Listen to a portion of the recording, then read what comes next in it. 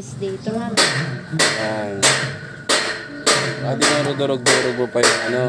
Tuyo. Huwag masyadong malaki kasi Luya yan o. Durog-durog. Gata. Tuyo. Hati-hati. lalagyan mo ng seasoning. Yan. Lalagyan daw yan ng seasoning. Diba? Seasoning. Ang tawag nga dyan? Pinangat. Pinangat. Yan guys. Babalutin na yan o. Ibablog mo yan. Oo, bablog ko to. Yan ang mga gusto ng mga mga nasa abroad. Di ba nag-abroad ka?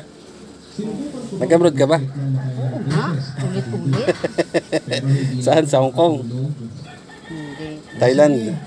Saudi. Saudi, ayan. Ayan na guys. Pambansang Saudi. Pambansang ulam. Yan, gusto ng mga aking mga subscribers na na mga Pilipino, namimiss nila yung mga ganyan. Wala kasing ganyan sa ibang bansa. Tatalian siya ng buli. Yan. Pagkain Pinoy. Tapos maya-maya yan ay yan na, malulutuin na sa apoy ano. Yes. Pero mamaya pa yun. Matagal pa. Tagal pa daw guys.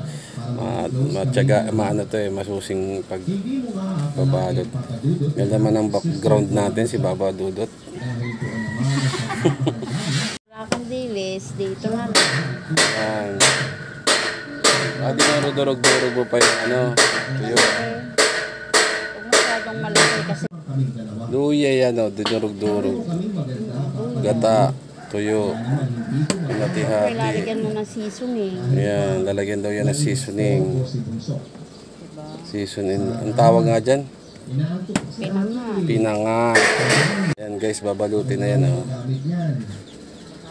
Ibablog mo yan. Oo, bablog ko to. Yan ang mga gusto ng mga mga nasa abroad.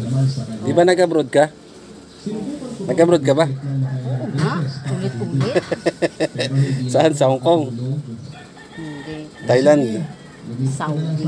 Saudi, ayan. Ayan na guys. Pambansang Saudi. Pambansang ulam. Yan, gusto ng mga aking mga subscribers na na mga Pilipino, namimiss nila yung mga ganyan. Wala kasing ganyan sa ibang bansa. Tatalian siya ng buli. Yan. Pagkain Pinoy.